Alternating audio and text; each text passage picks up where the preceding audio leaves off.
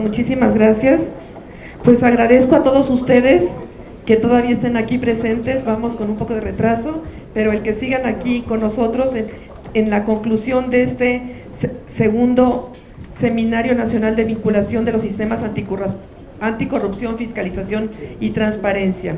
Hemos escuchado hablar sobre los retos que enfrentan estos tres sistemas y ahorita estamos en el cuarto y último módulo, que es el que corresponde al sistema de justicia en el combate a la corrupción. Tenemos con nosotros al licenciado Santiago Nieto Castillo, quien es el titular de la Unidad de Inteligencia Financiera de la Secretaría de Hacienda y Crédito Público. Tenemos también a 4 magistradas y magistrados presidentes de tribunales administrativos de la República Mexicana. Es un gusto este panel porque la verdad es que estamos aquí, ya vieron los sistemas de toda la República y venimos de toda la República Mexicana. Nos enorgullecemos de ser mexicanos con nuestros paraísos, con nuestras culturas, con nuestras tradiciones, pero también nos duele mucho que la corrupción se haya crecido tanto en México y que la corrupción, la impunidad, la inseguridad, la violencia y todos estos factores sean lo que trasciende a nivel internacional. A pesar de eso, estamos aquí para hablar de buenas prácticas, para hablar de qué hacer para que los delitos no queden impunes. En esta mesa es de lo que vamos a tratar. Vamos a hablar de esas buenas prácticas para que los que estamos comprometidos con la transparencia, los que estamos comprometidos con la justicia, los que somos gente honorable y recta, digamos qué es lo que se puede hacer y que cada vez somos más los que queremos acabar con la corrupción. Muchas gracias. Las semblanzas de los ponentes los pueden ver en el micrositio de este foro en la página del INAI, y doy la palabra al licenciado Santiago Nieto Castillo. Muchísimas gracias por estar con nosotros. Muchas gracias. Muy buenas tardes a todas y a todos. Muy agradecido por esta invitación al INAI, al comisionado presidente, a las comisionadas aquí presentes. Muy agradecido también, por supuesto, con la posibilidad de que esté aquí el comisionado presidente del Instituto de la Ciudad de México, por supuesto el doctor Acuña, el comisionado presidente del INAI, y por supuesto en esta mesa con magistradas muy relevantes todas. Muchas gracias, Miguel, por la posibilidad de estar aquí. Bueno, la exposición que yo había planteado, hay una presentación que traía, bueno, estaba basada, entiendo, adelante por favor, adelante, estaba basada en la participación de la Unidad de Inteligencia Financiera dentro del sistema de justicia. Y esto quisiera enmarcarlo en básicamente 2 líneas discursivas. La primera, que tiene que ver sobre la necesidad de la vinculación de los temas de prevención de lavado de dinero con los sistemas de impartición de justicia a nivel federal y a nivel local, para efecto de tener un adecuado combate a la corrupción. Mucho hemos platicado, inclusive con el doctor Acuña, la posibilidad de que la UIF forme parte del Sistema Nacional Anticorrupción como un paso relevante para poder generar mejores casos que den como resultado el combate a la impunidad.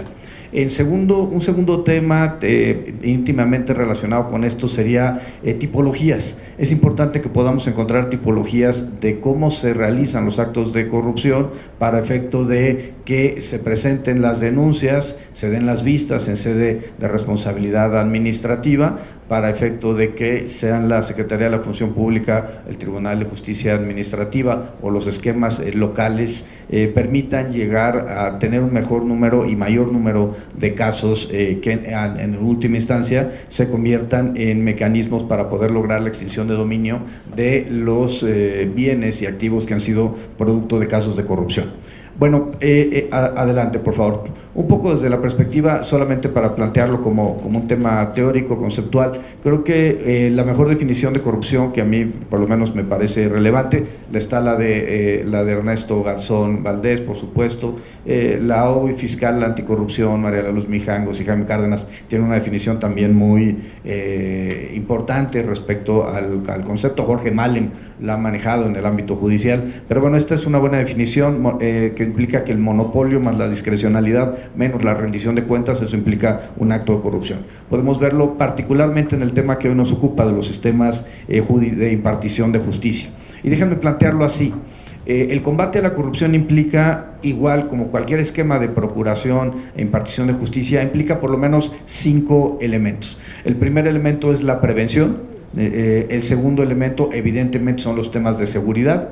El tercer elemento serán los temas de procuración de justicia, y aquí yo incorporaría la propia actividad de la UIF, que a pesar de que no es una entidad que genere investigaciones como tales, sino solamente se recibe, se analiza y se disemina información, lo cierto es que son elementos que pueden servir para la imposición de sanciones futuras a partir del reconocimiento de alguna posible irregularidad.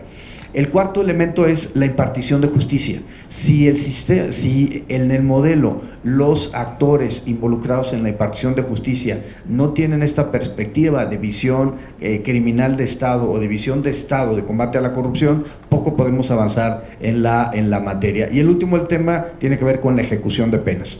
Pero los 5 elementos deben estar absolutamente e indisolublemente unidos para poder dar mejores resultados en este combate. Adelante, por favor. En ese sentido, ¿dónde estamos? Como ya mencionó Mireya González hace un momento, estamos a nivel internacional en una posición muy endeble. Estos datos son datos que todos conocemos, la verdad es que no voy a repetirlos. Ahí viene el dato mal de Transparencia Internacional. En realidad estamos en el lugar 138 de 180 países. La corrupción representa el 9% del Producto Interno Bruto, según el Banco de México. La Evaluación Nacional de Riesgo habla de 6.8% de los recursos del Producto Interno Bruto. En realidad sigue siendo demasiado alto. Y en los temas de impartición de justicia nos encontramos en niveles críticos si atendemos a los datos que en su momento el último Procurador General de la República, el doctor Raúl Cervantes, dio, 98% de impunidad, o el actual Fiscal General de la República, primer fiscal, el doctor Gers Manero, han dado respecto a los niveles de impunidad que se dan por la comisión de los delitos de forma genérica, pero evidentemente incluyendo los vinculados con la corrupción. Adelante, por favor. En ese sentido, adelante, por favor.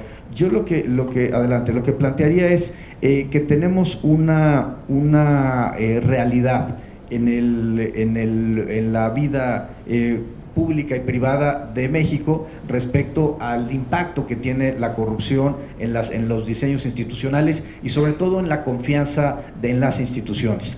Más allá de los datos que se puedan presentar, el tema tiene que ver con el impacto respecto a la legitimidad del sistema. Hemos construido unos diseños institucionales fuertes, sin embargo, no se están traduciendo en ámbitos de efectividad. Y bueno, estos son los datos que tenemos de la actual administración con el presidente López Obrador. 54 denuncias, 222 personas denunciadas. Adelante, por favor. En cuanto al monto de las operaciones denunciadas, estamos hablando de montos que superan los 49,000 millones de pesos en posibles temas relacionados con lavado de dinero, vinculados con asuntos de corrupción, de robo de hidrocarburos, de trata de personas, entre otros elementos, ¿no? Euros, 117 millones de euros, dólares norteamericanos, más de 478 millones detectados en estas operaciones irregulares. Adelante, por favor. Bloqueos. Este es un tema para mí fundamental. Hay 56 acuerdos de bloqueos que nos han permitido en su conjunto bloquear de manera directa más de 2.658 millones y 878 millones de forma indirecta. Esto significa que tenemos más o menos poco más de 3.500 millones de pesos bloqueados por el sistema financiero. Sin embargo, el problema es que en algunos casos, hemos tenido 3 casos donde los jueces han librado suspensiones provisionales en contra de los bloqueos al señalar algún tema de carácter constitucional. Creo que esto se va a resolver con la reforma legal que ha planteado la fracción parlamentaria de Morena en el Senado, que es importante para reformar el artículo 115 de la Ley de Instituciones de Crédito y que haya una garantía de audiencia a nivel legal y no como hoy existe a nivel infralegal. Sin embargo, esta discusión va a ser una discusión importante en razón de que si queremos avanzar en el combate a la impunidad y a la corrupción, uno de los elementos que Gafi ha reconocido como de las medidas cautelares que mejor uso tienen en el país es precisamente la incorporación a la lista de personas bloqueadas que hace la Unidad de Inteligencia Financiera. Adelante, por favor. 29 vistas a 76 personas, incluyendo 6 servidores públicos, entre ellas a la Comisión Reguladora de Energía, al propio Servicio de Administración Tributaria, a la Secretaría de la Función Pública, por temas vinculados con casos de posible corrupción. Adelante, por favor. Ahora, a mí, adelante, por favor. A mí lo que me interesaba, plantear es un poco tipologías. Lo que encontramos, adelante, por favor. Estos son las tipologías. Bueno, iba a decir un caso de una universidad pública, pero como está aquí Mireya, luego se puede malinterpretar por ser el Estado, entonces si quieren nos brincamos esta, pero es raro que una universidad reciba 151 millones de dólares de una transferencia desde Suiza. Me parece por lo menos raro, ¿no? Ahora, tenemos también temas de corrupción a partir de posible lavado de dinero que vincula a empresas mexicanas con países de Latinoamérica. Incluso era adquisición de despensas que se señalaba que eran vendidas a un sobreprecio en el país a donde llegaban y con alimentos sin valor nutricional. Aquí el problema es un tema de corrupción política, cómo pueden venir adquisiciones a empresas y a partir de triangulación de recursos generar un modelo de lavado de dinero vinculado con la corrupción política. Adelante, por favor. Hay casos en donde encontramos transferencias también, irregulares que vinculan a ex servidores públicos que reciben traspasos dinero en efectivo que no podrían justificar. Tenemos casos también en los cuales se generan empresas fachada y estas empresas fachadas son contratadas sobre todo por los gobiernos a nivel estatal, pero también a nivel federal. Cedesol, Sedatu, en la anterior administración fueron un ejemplo de esto, en donde se genera una empresa fachada y esa empresa fachada al final del día recibe los recursos, se depositan en las cuentas a partir de las transferencias que hacen los gobiernos y después el dinero se extrae en efectivo para campañas electorales o simple y sencillamente para actos de corrupción de naturaleza política. Este es un caso, por ejemplo, de 83 millones bloqueados a una cuenta de una persona que a partir de redes del sistema de internet, de la red de internet, hacía ofertas de trabajo en México para mujeres jóvenes venezolanas y colombianas, brasileñas. Eran introducidas de forma ilegal al país, se les retiraba, mejor dicho, de forma legal al país, se les retiraba el pasaporte y después se les obligaba a prostituirse. Calculamos que este sujeto trató a unas 2,000 personas de 2001 a 2017, se pudo cumplimentar por información de la Unidad de Inteligencia Financiera 3 órdenes de aprehensión que había en su contra con la Procuraduría General de Justicia de la Ciudad de México y la Policía Federal. El punto aquí que yo quisiera llamar a la atención, adelante por favor, es que se trata de redes de naturaleza internacional que también se reflejan, por ejemplo, en temas de centros nocturnos.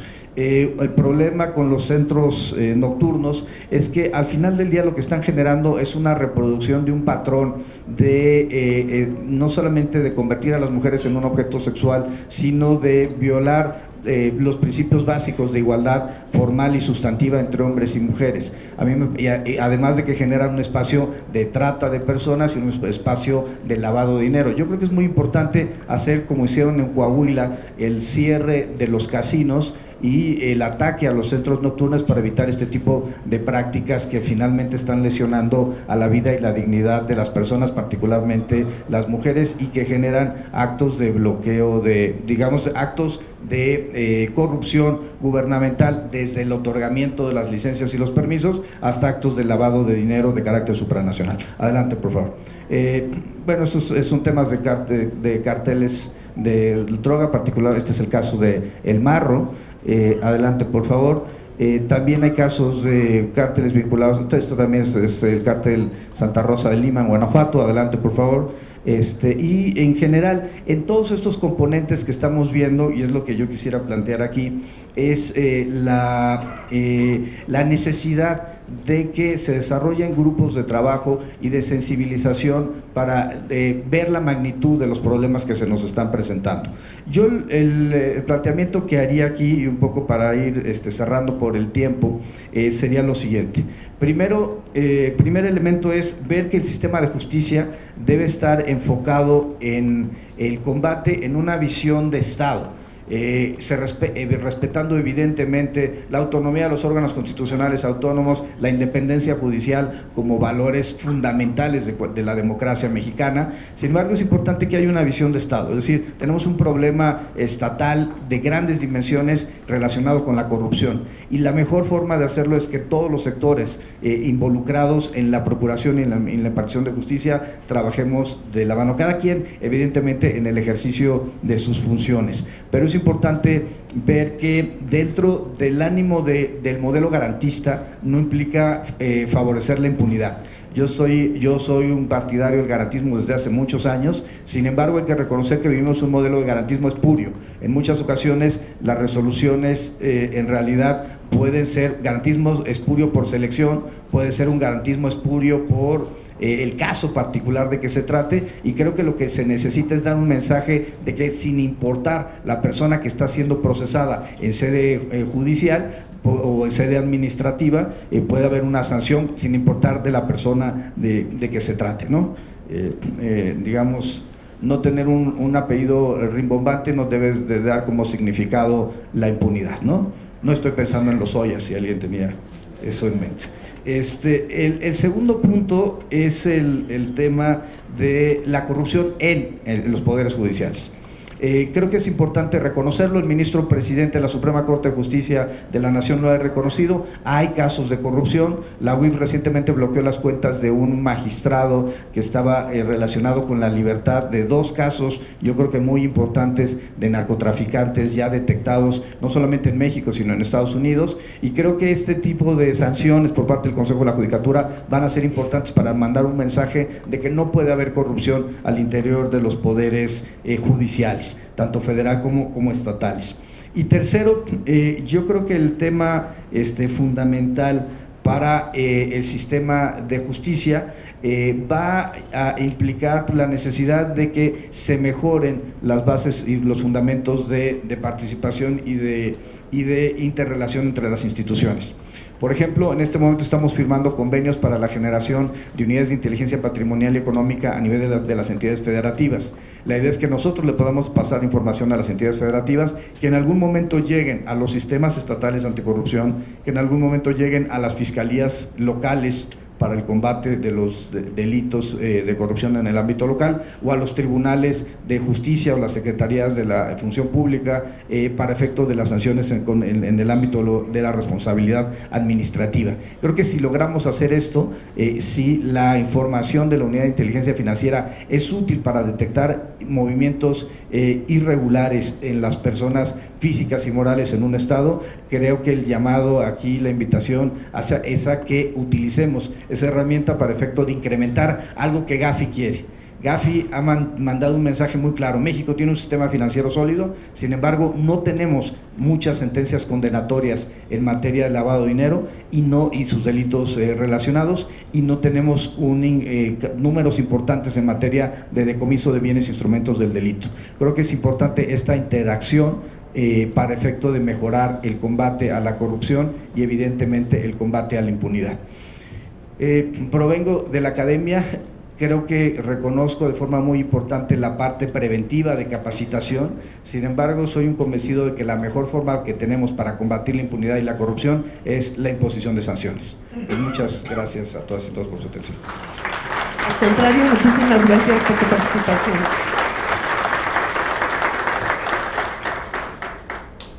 Cedo la palabra a nuestra amiga Raquel, quien fue comisionada también del Sistema Nacional de Transparencia y presidente del Instituto de Zacatecas. Muchas gracias. ¿Se escucha? Bien. Gracias a los organizadores de este evento. Me dan la oportunidad de regresar a una institución tan entrañable y saludar a muchos afectos. Es un honor compartir la palabra con ustedes, señores panelistas. Como me corre el tiempo, Yo quiero empezar, obviamente, diciendo que en México hay una crisis de credibilidad en las instituciones, que la corrupción, en efecto, se ha ubicado como uno de los principales problemas y que todos los esfuerzos que se han hecho para combatirla han fracasado. ¿Por qué han fracasado? Porque se diluyen en una serie de complicidades, de omisiones y de marcos jurídicos imperfectos. La misma Ley General de Responsabilidades dice que esas leyes han estado fragmentadas normativa e institucionalmente, luego hay traslapes de competencias, hay vacíos, hay contradicciones, y yo creo que esto no es casual, o sea, no es nada casual que las leyes para combatir la corrupción sean defectuosas. Lo que sucede es que la corrupción ha llegado a un punto crítico en México, sistémica, se ha generalizado e implica, por lo tanto, combatir la corrupción desde diferentes frentes, porque conlleva una serie de actividades sofisticadas, complejas, que ya sabemos que afecta el desarrollo, que afecta la salud, el bienestar y que también quita vidas. También yo creo que es necesario mencionar que ha permeado una cultura de la ilegalidad en la población, que a la población esa cultura de la ilegalidad pues le permite tener cierta zona de confort, ofrecer sobornos para no realizar un trámite, etcétera, y que ese desarrollo de la cultura de la ilegalidad debilita mucho la acción colectiva que debe de tener gobierno y sociedad para afrontar el problema. Para muchos expertos, la corrupción, más que la inseguridad, es la que ahuyenta los empleos, es la que ahuyenta la creación de centros de trabajo, de tal manera que la clase empresarial, la clase política en México, pues han percibido los costos que tiene la corrupción y la afectación al desarrollo del país.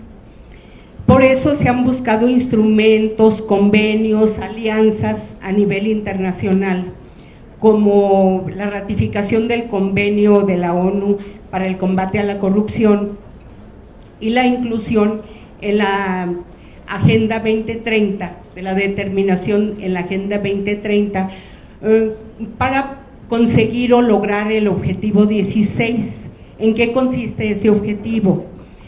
En crear sociedades pacíficas y sociedades incluyentes que garanticen el desarrollo sustentable, en que todas las personas tengan acceso a la justicia y en crear instituciones públicas eficaces, incluyentes y que rindan cuentas.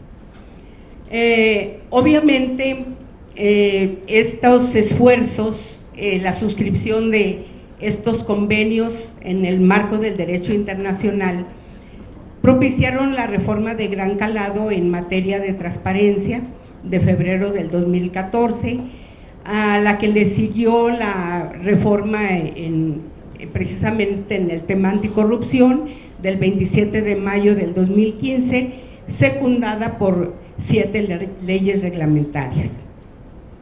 Es así que nace el Sistema Nacional de Transparencia y los sistemas estatales, donde el legislador decidió hacer corresponsables a varios entes públicos y varios entes privados, y un ente privado integrado obviamente por ciudadanos, como es el Comité de Participación Ciudadana, en el tema de la prevención, la disuasión, la detección, la sanción de faltas administrativas y de hechos de corrupción.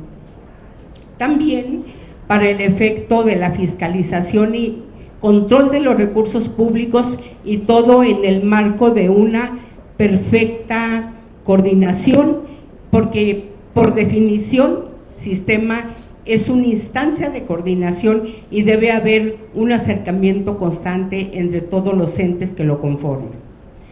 Bien, ¿qué le corresponde entonces a los tribunales de justicia administrativa?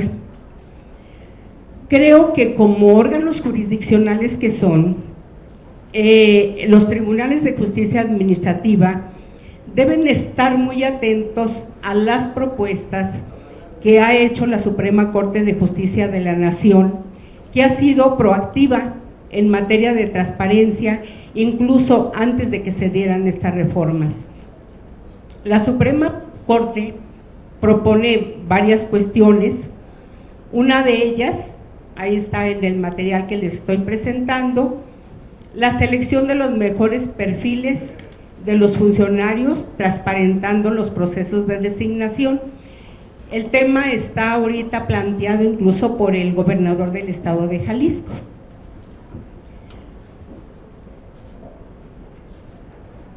Otra cuestión es generar indicadores que permitan medir la capacidad técnica y operativa de jueces, de magistrados y de todos los funcionarios judiciales.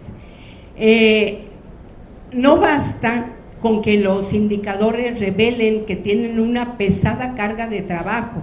Aquí los indicadores deben de ir orientados hacia la percepción que la sociedad tiene, que el ciudadano común tiene sobre el servicio de justicia. Esos indicadores deben de permitir rendir cuentas y dar resultados.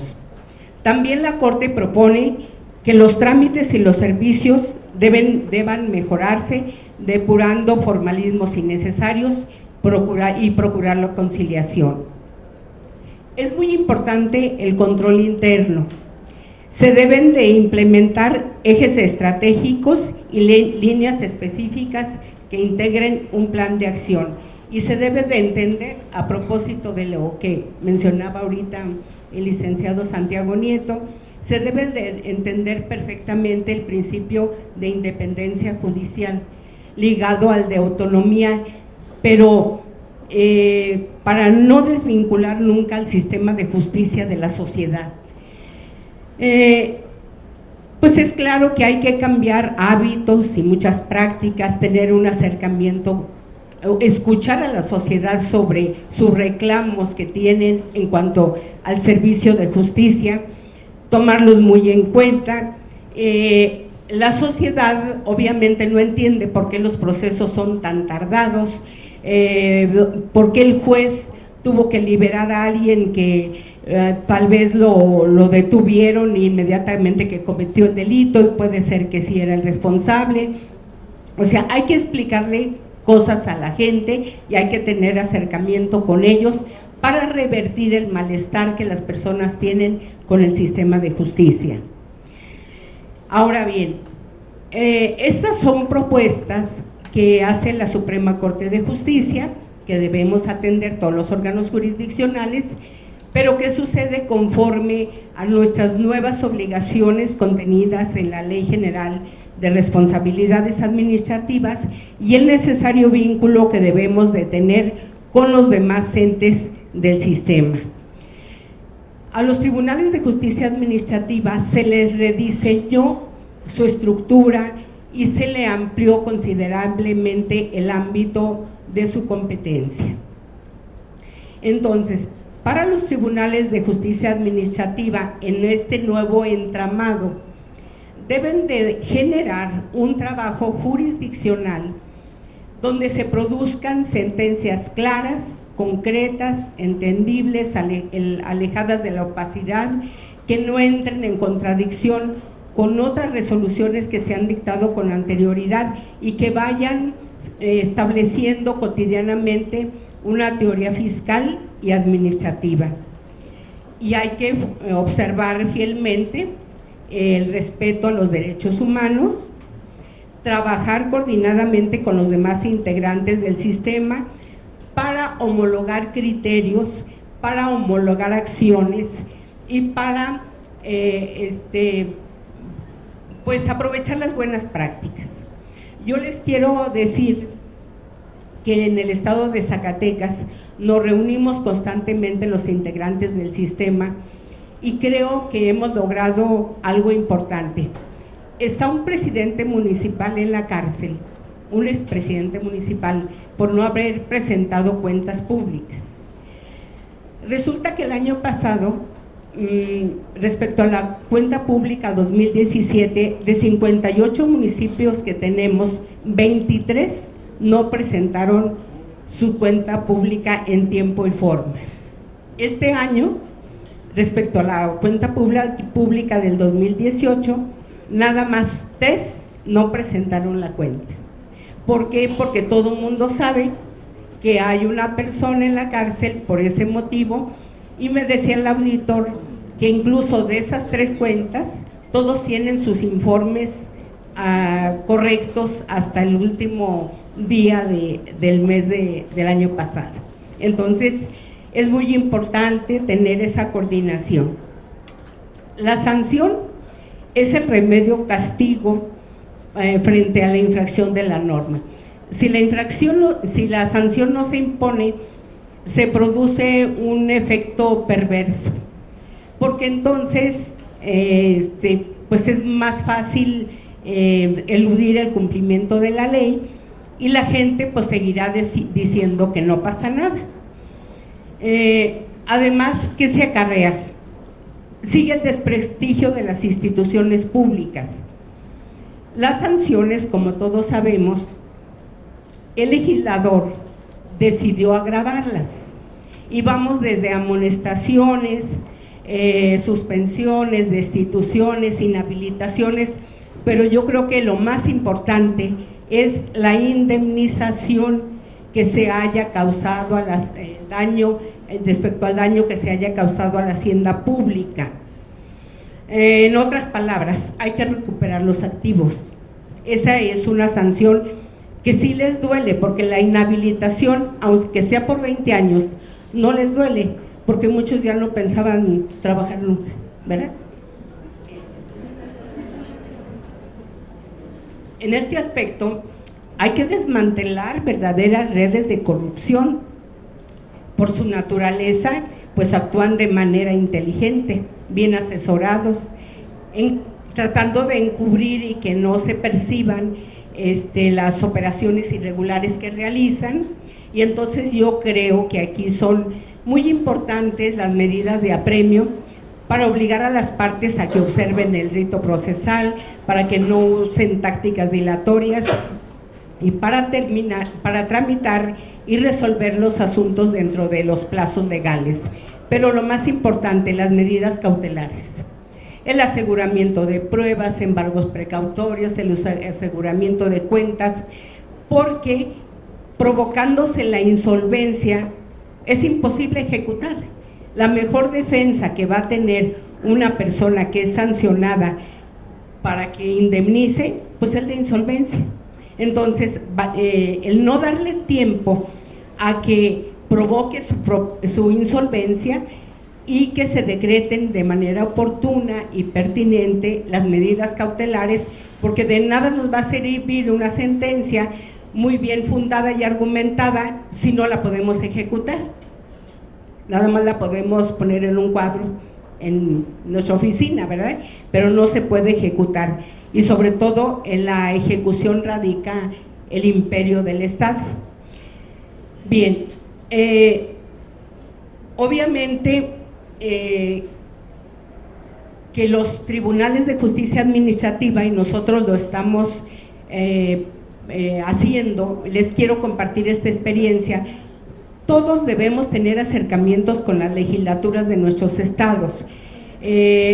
Nosotros hemos estado platicando con los señores diputados sobre el diseño de los nuevos tipos penales que tienen que ver con hechos de corrupción.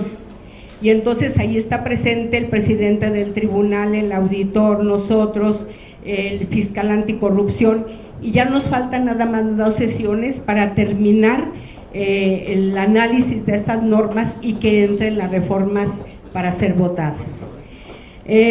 Yo quisiera, concluir mi exposición con unas reflexiones.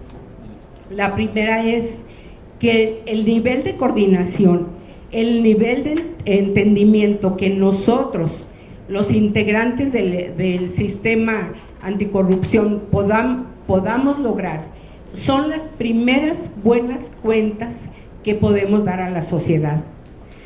Otra cuestión, a los tribunales de justicia administrativa, pues obviamente corresponde imponer las sanciones acertadas, y en su caso también se podrá eximir de responsabilidad y, obvio, disminuir esos altos índices de corrupción que tenemos en México.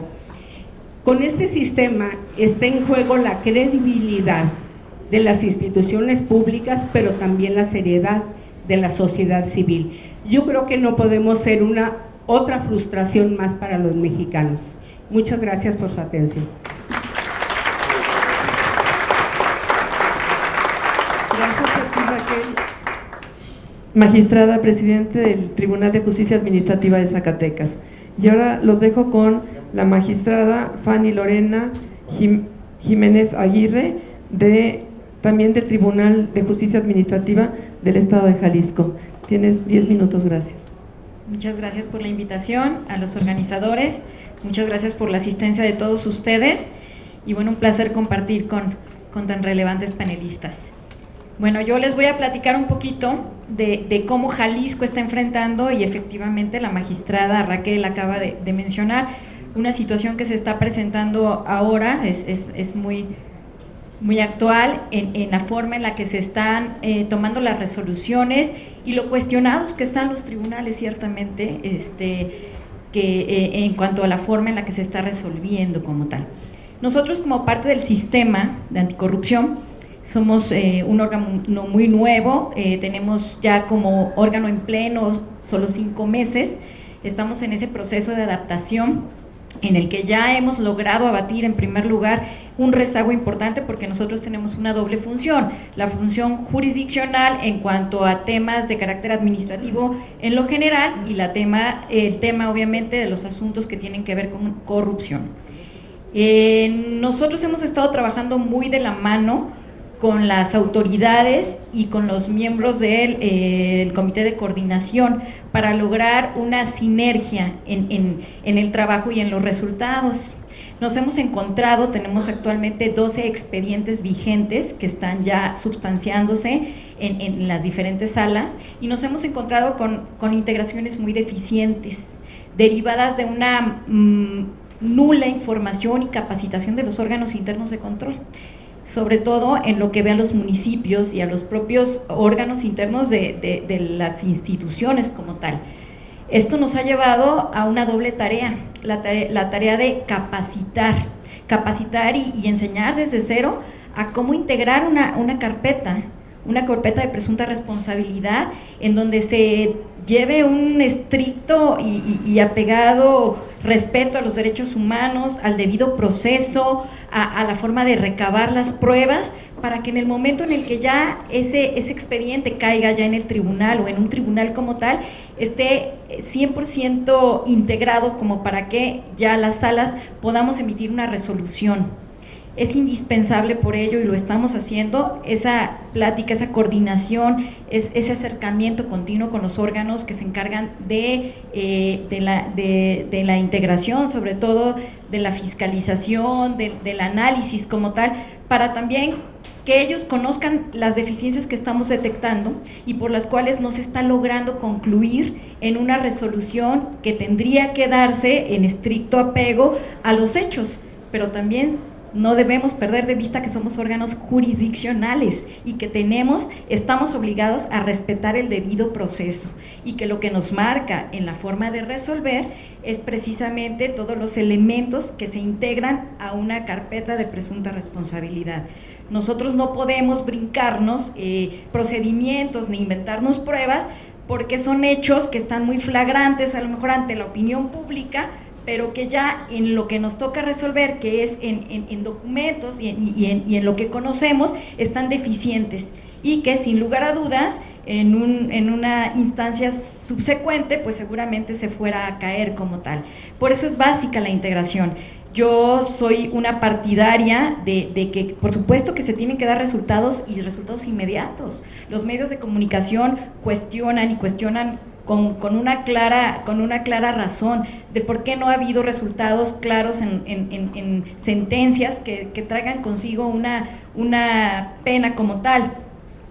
La respuesta siempre ha sido, bueno, pues estamos trabajando en esa coordinación. Poco a poco se ha estado adelantando muchísimo y se ha logrado también encontrar una congruencia con ello.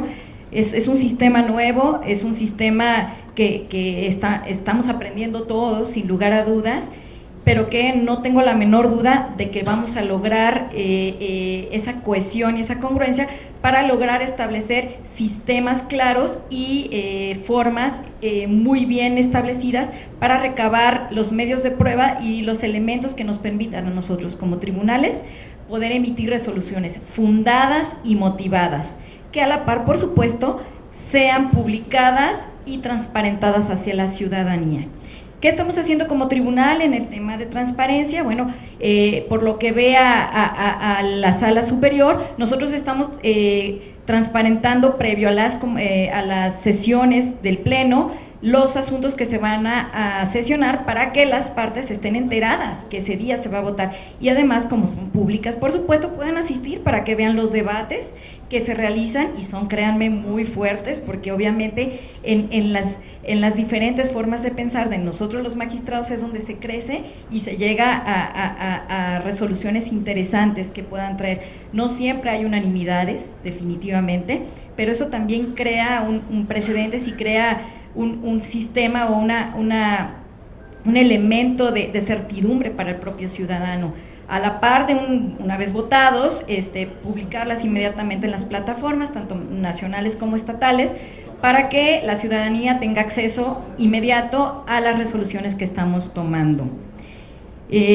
También estamos trabajando muy fuerte en el tema de acortar tiempos. Tenemos que tener claro también que la ley es muy ambigua, y entonces establece los términos legales como tal, pero bueno, por ejemplo, en un desahogo de una prueba, pues se puede llevar meses.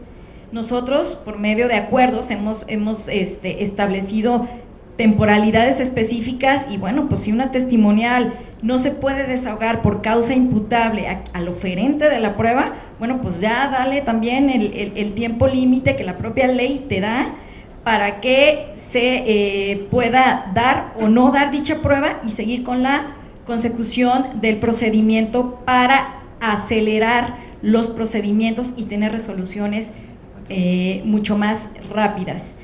Yo soy de carrera judicial, vengo de casa, entonces a mí alguna vez uno de los magistrados que fueron mis jefes me decía: niña, el tiempo que retardes una resolución también es corrupción. Entonces estamos tratando de abatir, y esa es parte de lo que también estamos trabajando muy fuerte tanto con el propio tribunal, salas unitarias, como también con los agentes que se ubican en ese contexto de indagatoria, en ese contexto de integración de carpetas de presunta responsabilidad como tal. Algo muy importante, también informar a la ciudadanía el derecho que tiene a denunciar, porque es increíble, pero es muy cierto. Las zonas metropolitanas normalmente están muy enteradas del cómo se da, o tienen la información muy cercana, pero en las poblaciones, en las lejanías, ni siquiera saben que pueden acudir a realizar una denuncia como tal, y mucho menos saben cómo la tienen que hacer. Entonces, también es tarea de nosotros llevar la información y capacitar a los órganos internos, en este caso, y a los propios ayuntamientos, para que tengan los elementos para que el ciudadano se pueda acercar y sea mucho más rápida también la forma en la que prosperen sus denuncias como tal.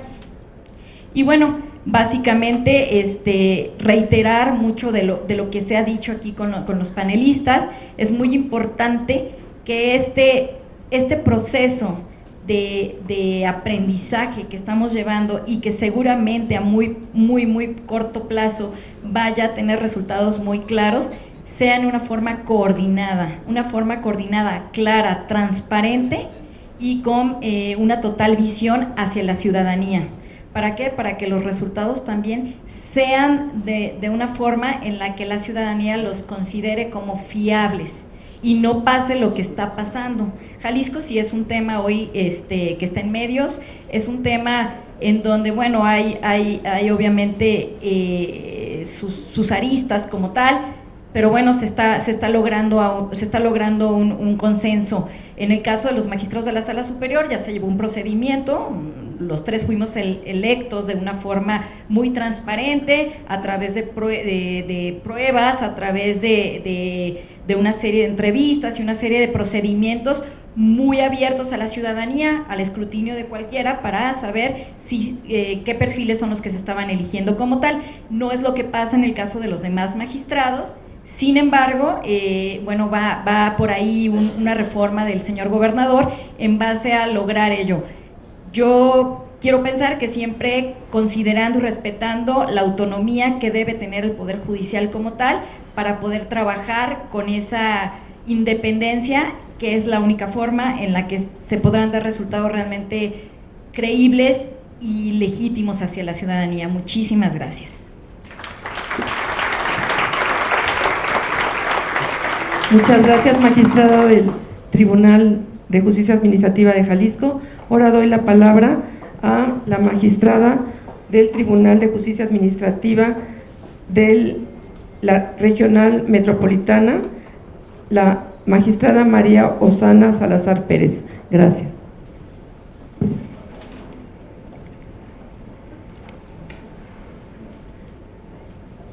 Muy buenas tardes. Muchas gracias. Sé que tenemos muy limitado el tiempo, pero sí no quiero dejar pasar agradecer al doctor Francisco Javier Acuña Llamas, comisionado presidente del Instituto Nacional de Transparencia, Acceso a la Información y Protección de Datos Personales y presidente del Sistema Nacional de Transparencia. A todos los que participaron en esta organización, muchas gracias.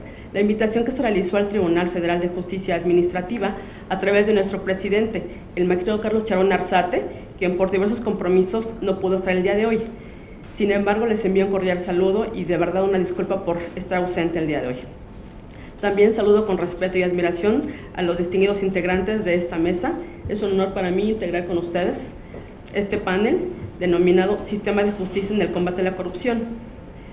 Les voy a dar realmente el proceso que lleva a cabo el Tribunal Federal de Justicia Administrativa con la reforma que se realizó al artículo 73, fracción 29-H, de su título cuarto de las responsabilidades de los servidores públicos vinculados,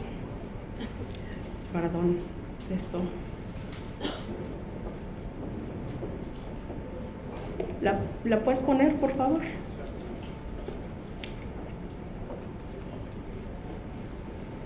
Creo que no. Ok, perdón. Esta reforma fue publicada en el Diario Oficial de la Federación del 27 de mayo de 2015. Este tribunal se integró como parte del Sistema Nacional Anticorrupción, como bien lo saben, siendo una instancia de coordinación entre las autoridades de todos los órdenes de gobierno, competentes en la prevención, detección y sanción de responsabilidades administrativas y hechos de corrupción, así como en la fiscalización y control de recursos públicos. En ese sentido, la justicia administrativa, dentro de la Política Nacional Anticorrupción, es un medio que permite limitar los excesos y controlar el poder, pues asegura que las personas afectadas en derechos por un acto u omisión de una conducta considerada como infractora en la Ley General de Responsabilidades Administrativas puedan tener una reparación adecuada, respetando en todo caso el debido proceso. Se busca no solo la prevención y sanción de conductas consideradas corruptas, sino el uso y consolidación de la inteligencia institucional, entendida como la capacidad de modificar rutinas que generen resultados perniciosos para los ciudadanos y la sociedad en general. En este sentido, los tribunales contencioso administrativos, en su competencia federal y local, en el ejercicio de sus funciones, en coordinación con las autoridades investigadoras y substanciadoras, deben garantizar que los actos emitidos en el procedimiento administrativo en cada una de sus etapas se adecúen a lo dispuesto a la Ley General de Responsabilidades Administrativas. Por ende, los tribunales son instrumento dentro de un sistema como es el Sistema Nacional Anticorrupción para el control y rendición de cuentas de la Administración, a través de la cual identificará deficiencias de la burocracia y establecerá mecanismos de comunicación para mejorar el desempeño de las funciones en las administraciones. Razón por la cual este Tribunal Federal de Justicia Administrativa, por parte del Comité Coordinador del Sistema Nacional Anticorrupción, es el órgano jurisdiccional dotado de autonomía y con el carácter de autoridad resolutora. Tendrá competencia para sancionar a servidores públicos por actos u omisiones vinculados con faltas administrativas graves y hechos de corrupción, así como para fincar a los responsables las indemnizaciones y sanciones pecuniarias que deriven de daños y perjuicios que afectan a la Hacienda Pública Federal o al patrimonio de los entes públicos federales.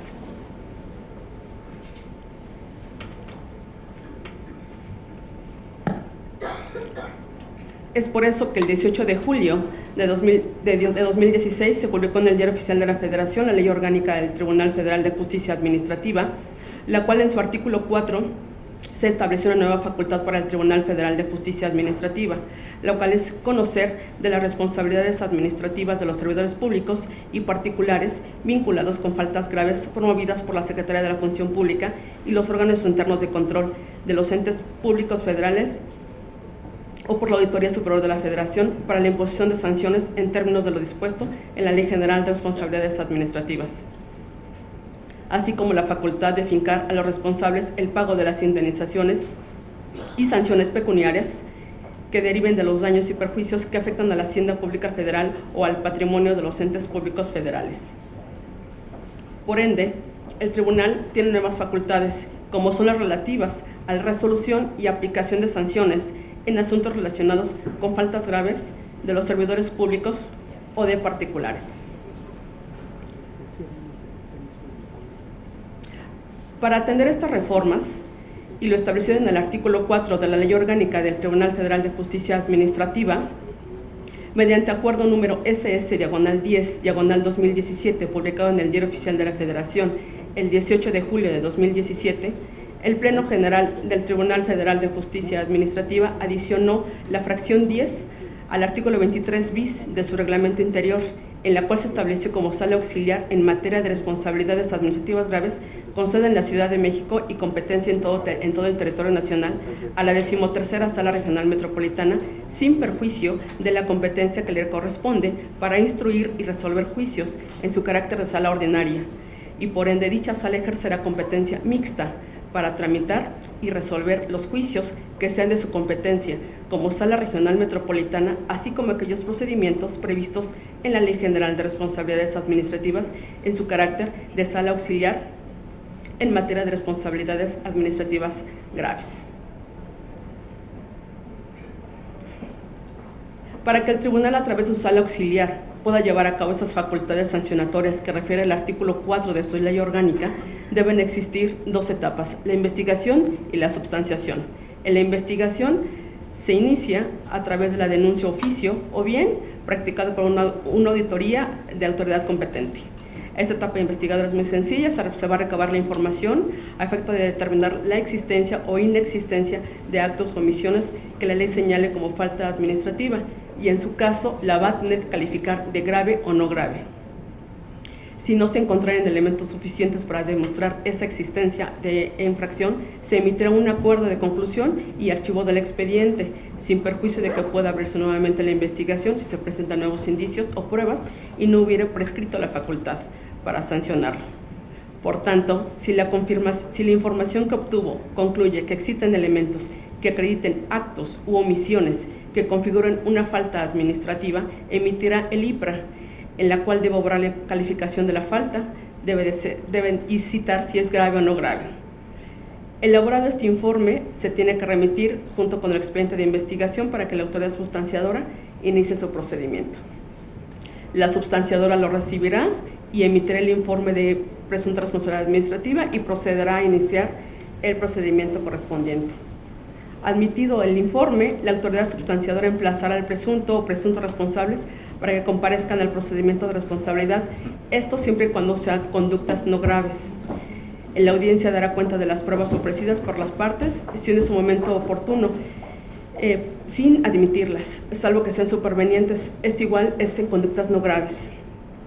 En el caso de faltas administrativas graves, ordenará que se remitan las constancias originales del expediente del procedimiento de responsabilidad al Tribunal Federal de Justicia Administrativa, quien es el encargado de resolver el fondo. El Tribunal Federal de Justicia Administrativa, en tratándose de faltas administrativas graves, una vez que reciba las constancias originales del expediente del procedimiento de responsabilidad administrativa, procederá bajo su responsabilidad a verificar que la falta administrativa en el informe de presunta sea de las consideradas como efectivamente de las graves. Este requisito es de suma importancia. Es el momento en que la sala auxiliar determinará si es competente o no para conocer del asunto, si la conducta descrita en el informe es de las consideradas como graves, de las establecidas en el artículo 51 a 73 de la Ley General de Responsabilidades. Debe de verificarse lo dispuesto en el artículo 208 y 209 de la Ley General de Responsabilidades.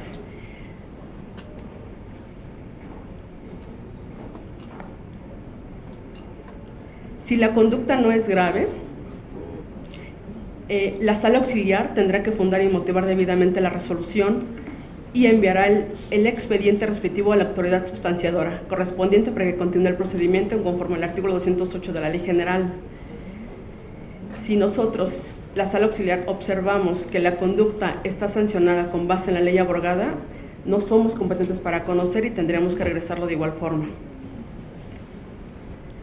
Una vez que el tribunal haya decidido que el asunto corresponde a su competencia y en caso de que haya solventado, si es que lo existiera, una reclasificación, deberíamos de notificar inmediatamente a las partes de que el asunto se encuentra ya radicado en el Tribunal Federal de Justicia Administrativa. Si las pruebas, en caso de que haya pruebas, pues igual deberán de diligenciarse y substanciarse. Las que siempre están pendientes normalmente son las pruebas testimoniales, las inspecciones y algunas periciales. La resolución que emite el tribunal forzosamente tiene que ser imponiendo sanciones por la comisión de faltas administrativas graves o faltas a particulares, determinar que no existe responsabilidad administrativa por parte de los presuntos infractores, ya sean servidores públicos o particulares. Esto de lo dispuesto en el artículo 216 de la Ley General. Hay una particularidad que a muchos no les gustó, lo establecido en el artículo 110 de la propia ley, que se puede abstenerse de imponer sanción siempre y cuando el servidor público o presunto responsable corrija de manera espontánea esa irregularidad. Para concluir, considero que de manera estructural nuestro país ha avanzado en el combate a la anticorrupción. Sin embargo, como lo dijo en alguna ocasión el magistrado Carlos Charbón Arzate, el Sistema Nacional Anticorrupción aún es perfectible y el tribunal día a día suma sus esfuerzos para erradicar este problema social que tanto ha afectado a nuestro país. A manera de ejemplo, como autoridad sancionadora, si bien aún no ha emitido ninguna sanción, al mes de abril tiene asuntos clasificados como desvíos de recursos, abuso de funciones, desacato, cohecho, participación ilícita en procedimientos administrativos, actuación bajo conflicto de intereses, peculado y soborno. Estimo que el Sistema Nacional Anticorrupción va por muy buen camino, a efecto de prevenir y evitar y erradicar la corrupción. Muchas gracias.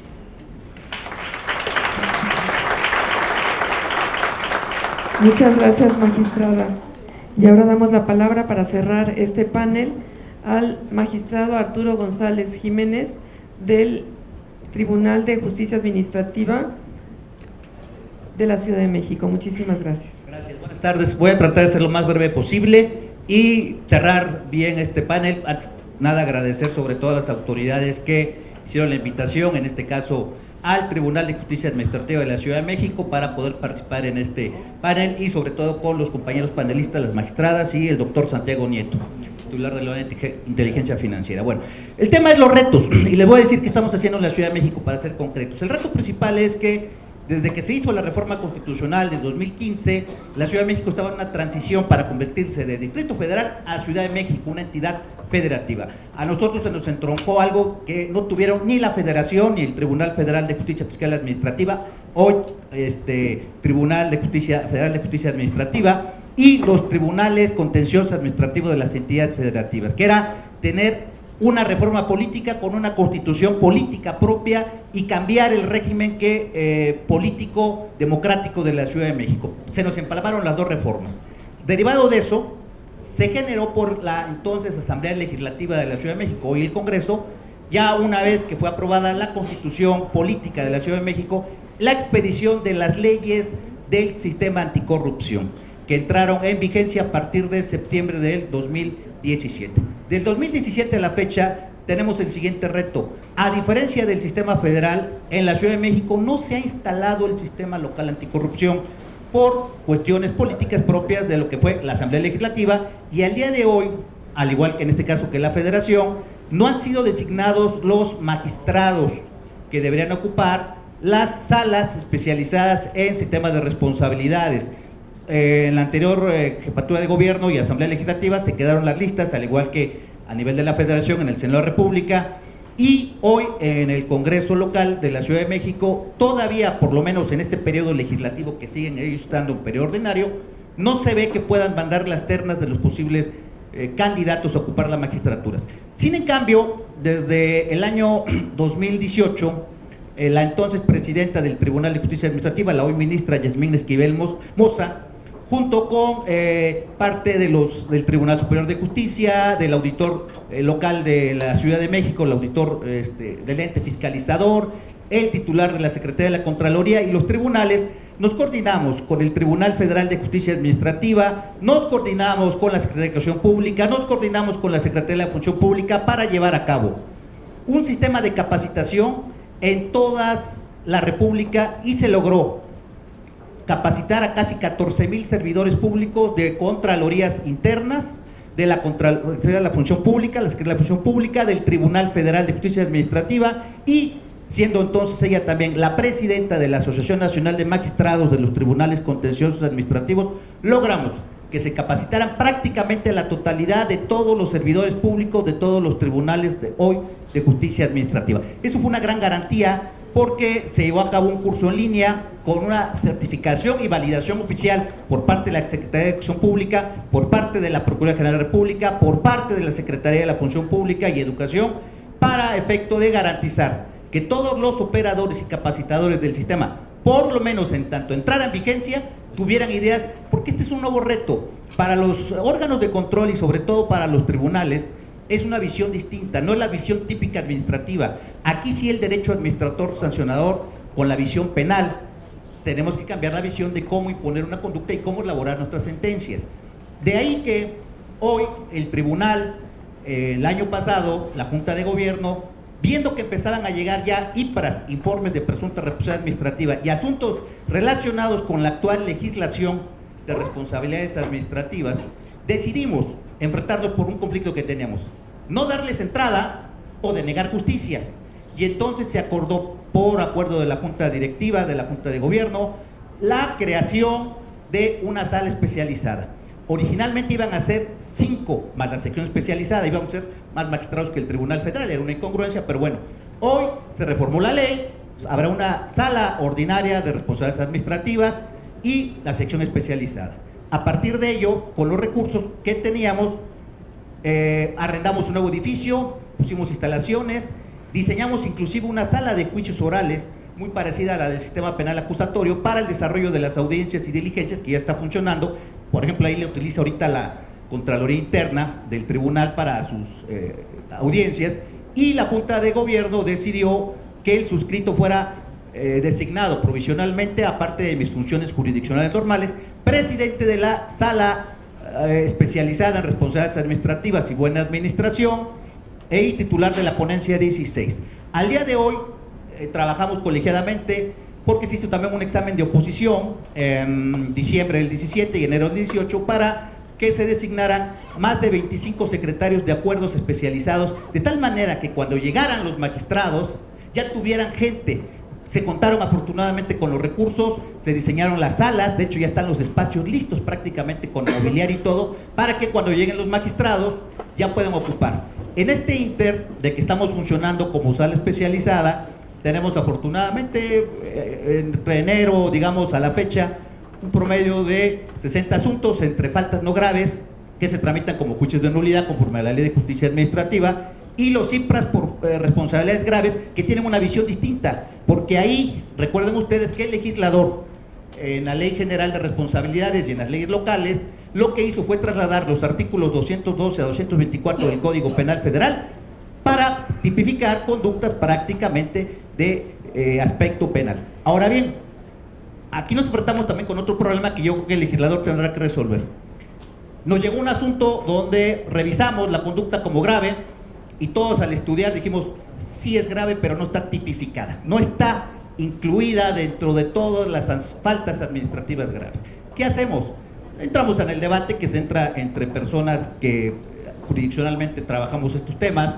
Unos decían había que aplicar convencionalidad, está por encima esta cuestión, pero recordemos que estamos en un tema muy específico, el tema penal, que la visión administrativa ahora tiene que verse, inclusive porque la ley así lo señala, con la suplencia del Código Nacional de Procedimientos Penales. Y entonces nos enfrentamos a una visión distinta como autoridades jurisdiccionales en aplicar e imponer una sanción administrativa. ¿Por qué? Porque tendremos que analizar la tipicidad, la antijuridicidad, la culpabilidad, en su caso la punibilidad, y el nexo causal que tiene la conducta del infractor en resultado. Y eso implica una visión muy distinta de cómo los tribunales de justicia administrativa debemos de trabajar, y que en la Ciudad de México estamos trabajando de esa manera. ¿Qué otro reto tenemos nosotros? Desde luego también falta capacitación, porque a pesar de lo que comentaba, que tuvimos tanto el Tribunal Federal, los tribunales de justicia administrativa y la Secretaría de la Función Pública y todas las contralorías del país, más de 14,000 gente capacitada a través del Instituto Nacional de Ciencias Penales, repito, de capacitadores expertos en los temas. Nos hace falta cambiar el chip como fue el chip que se cambió en el tema de justicia penal. En mi caso, yo, al igual que el doctor, soy docente, soy profesor del Instituto Nacional de Ciencias Penales y profesor de la Universidad Nacional Autónoma de México y certificado por méritos de la CETEC. Yo fui certificado desde el 2008 por el gobierno federal para el nuevo sistema acusatorio. Me tocó capacitar ministerios públicos, me tocó capacitar jueces. A mí no me cuesta trabajo entender la visión del proceso acusatorio, pero a los compañeros que tengo como magistrados nos cuesta mucho entenderlo. ¿Por qué? Porque venimos de una función netamente administrativa. Entonces, un reto importante para todos los tribunales es la capacitación. Otro tema también muy importante que tiene que ver con estos retos es, desde luego, no hay una unificación de qué ley se va a aplicar. La Ciudad de México tiene su ley, pero muchas entidades no tienen su ley. Y entonces tenemos la cuestión de que algunas entidades, algunos tribunales aplican la ley general y otros aplicamos una ley local. Cuando se hizo una reunión entre la Función Pública, el Tribunal Federal de Justicia y los demás órganos fiscalizadores y entes de las entidades federativas, las entidades dijeron, no vamos a perder nuestra autonomía, vamos a crear nuestras leyes. Yo en lo particular consideraría que debería ser aplicable la ley general, a pesar de que la Ciudad de México tiene su propia ley local, pero cada legislatura, pues en base a su autonomía propia, ha creado su ley. Y otro tema interesante que tenemos aquí en el caso de la Ciudad de México es que además la Ciudad de México es la primera entidad, vaya, porque ni la Federación lo tiene, el derecho a la buena administración. Y el derecho a la buena administración está contemplado ya en la Constitución de la Ciudad de México. Esta es una idea que es nueva en México, viene de Europa desde el año 2002 a través del Código Administrativo de Buena Conducta, el Tribunal de Pueblo y el Tribunal de Justicia Administrativa en Europa, trae ya el derecho del ciudadano para poder acudir y quejarse. Ya no es un derecho común, es un derecho humano, un derecho fundamental. Y en este caso, el constituyente lo puso en la Constitución de Ciudad de México, y además nosotros también tenemos ese otro punto de vista, tenemos la especialización en la buena administración. Bajo ese tenor, hoy tenemos un doble reto, que es el seguir impulsando y el seguir innovando, porque en este caso a su servidor y a los colegas que se encuentran conmigo, tendremos que innovar. Apenas estamos hoy ya señalando fechas de audiencia en nuestra sala de juicios orales para testimoniales, que son pocas porque la materia administrativa es más de documentales, y como les decía, tenemos que empezar a cambiar la visión de la creación de las sentencias distintas a conforme, y vamos a utilizar la suplencia del Código Nacional de Procedimientos Penales, que habla de los dos tipos de sentencias. ¿Qué requisito debe llevar el Tribunal de Enjuiciamiento para resolver, en su caso, las faltas de las sentencias de absolución, que será la imposición de no sanción, y, desde luego, qué elementos objetivos y subjetivos de la conducta administrativa tendremos que analizar para poder resolver una falta no grave? Les agradezco mucho el tiempo que nos han concedido aquí para poder plantear los retos que tiene el sistema local en la Ciudad de México Y desde luego agradecer nuevamente a las autoridades del INAI la oportunidad de poder participar en este foro. Muchas gracias y gracias a los panelistas.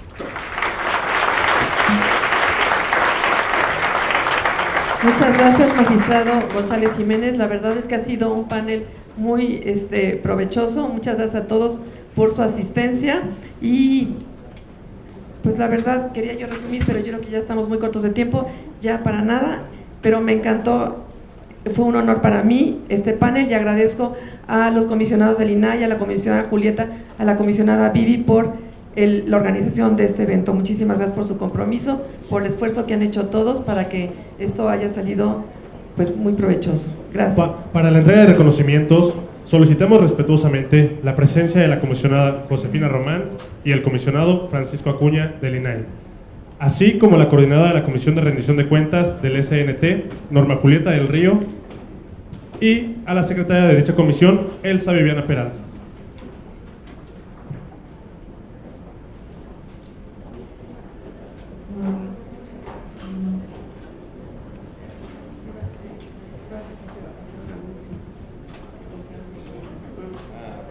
¿Eso sí puedo? Bueno, eso sí ya me dieron permiso de hacer un anuncio.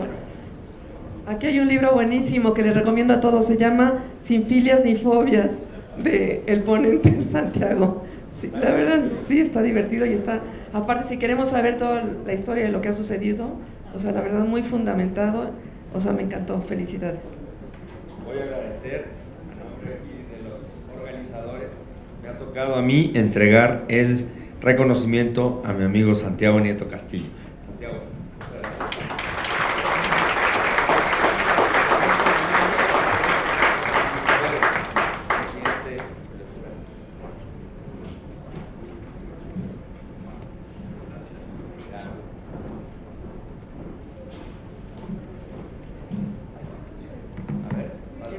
Micrófono, por favor. Bien, gracias a la magistrada Fanny Loera Jiménez Aguirre por su participación. Gracias.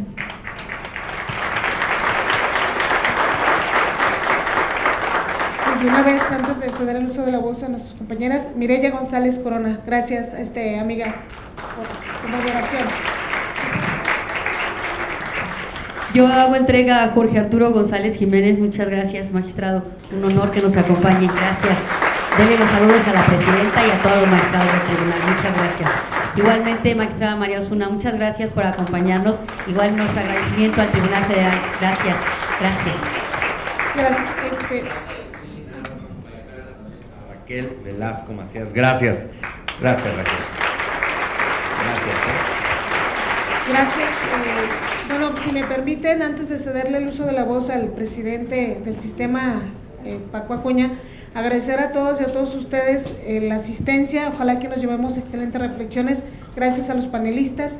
Y no quiero concluir sin agradecer especialmente a personas muy valiosas para que se realizara este tema. Uno es nuestra secretaria técnica de la comisión, Vivi, que se metió en cuerpo y alma con su equipo de trabajo. Vivi, no hubiera sido posible sin ti. Muchas gracias, Vivi.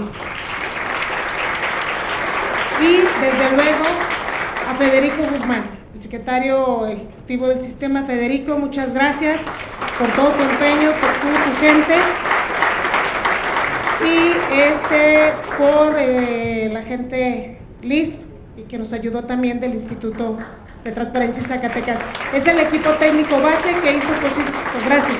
Cedo el uso de la voz a mi querido paisano. Muchísimas gracias. Agradecer especialmente a los panelistas, Santiago Nieto Castillo, especialmente la agenda, la dimensión de la agenda que traes, especialmente, y que hayas dedicado este rato a compartir primero esa experiencia particular, fundacional de una unidad como la que tú encabezas y las posibilidades que creemos muchos que haya de poder pergeñar, como ya se planteó en el Senado, incluso como iniciativa, la participación más activa en lo posible de esta unidad que tú encabezas dentro del Sistema Nacional Anticorrupción.